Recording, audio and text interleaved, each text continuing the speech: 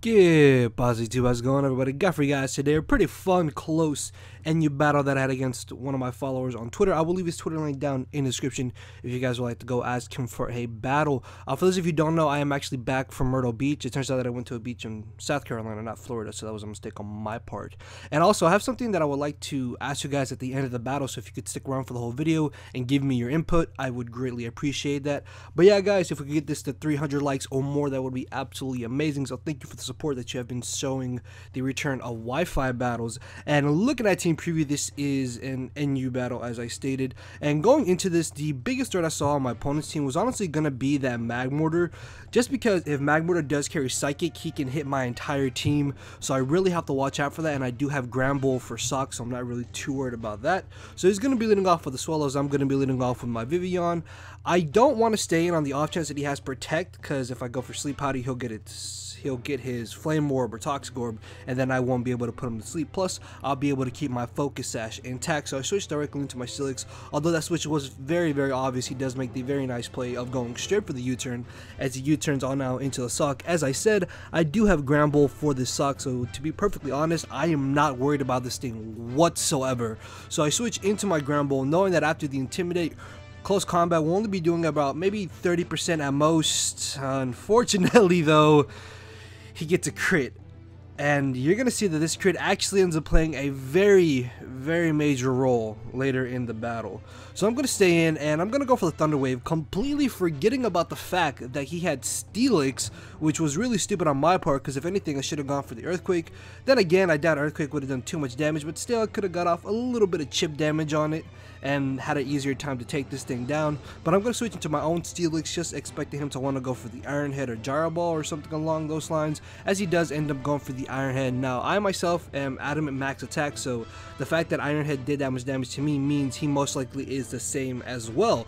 So I'm going to take this opportunity to go for the Earthquake, predicting him to actually switch into Lumineon, because for those of you who don't know, Lumineon does learn Defog, so I didn't want to go for my Stealth Rocks to just have him defog them away. So by predicting Lumineon, once I get rid of this, I'll be able to safely get on my Stealth Rocks without having to worry about him defogging them away.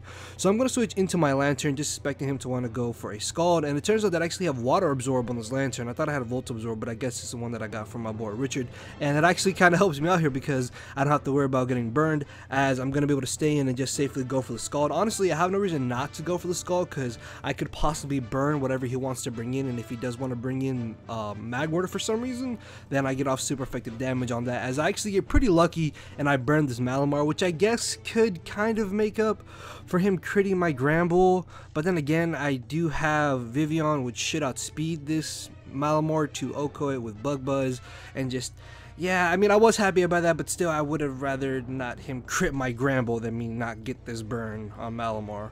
So I Volt Switch into my Shift Tree, and I'm just going to go ahead and go for the Sucker Punch, knowing that he most likely is going to Death Fodder this Malamar, because once it got burned, it was pretty much useless to him, as he gets a free switch back into this giant-ass threat known as Sock.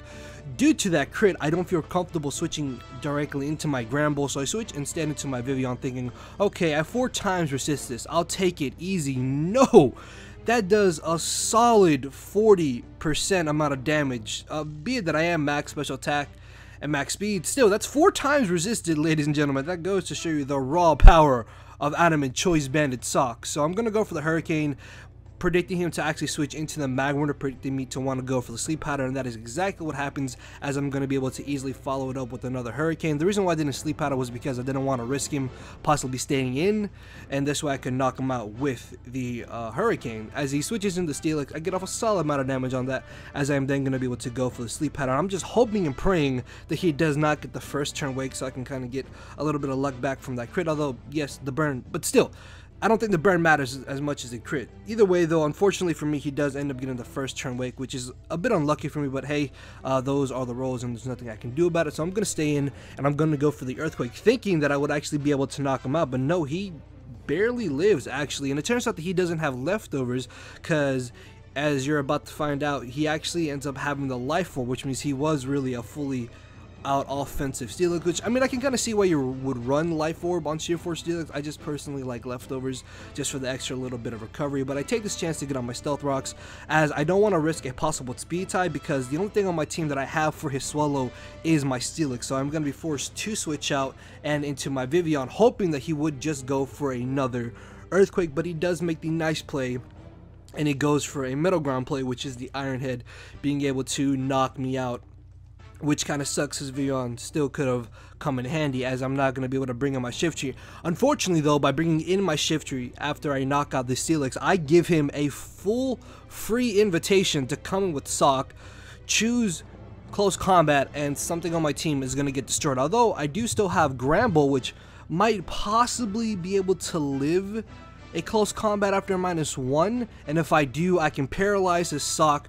which means it won't be as big of a threat anymore, or I could even just go straight for the play rough. So I switch directly into my Gramble, as he does end up making the safe play by going for the close combat. He gets off about 52% amount of damage, 52 points of damage, sorry, which means if he gets a low damage roll with the next close combat, I will be able to live, and if anything, I can Thunder Wave this Sock. Unfortunately, he ends up knocking me out, and this is where the crit really mattered, because my Gramble was my only switch into the Sock, and with that being gone, this Sock has just become an even bigger problem than it kind of already was after that crit, because as I said, Sock should have not been a problem as long as I had Gramble. Unfortunately, though, that crit kind of made it just about useless. As I bring in my Dragology, I'm going to go straight for the Sludge Bomb. I am Choice Spec, so this crit did not matter whatsoever, as I'm able to get rid of the Minion. He's going to bring back in the Sock, and I could have switched into my Lantern this turn as Death Fodder to bring back in my Shift Tree, but I feel that that play really wouldn't have still saved me,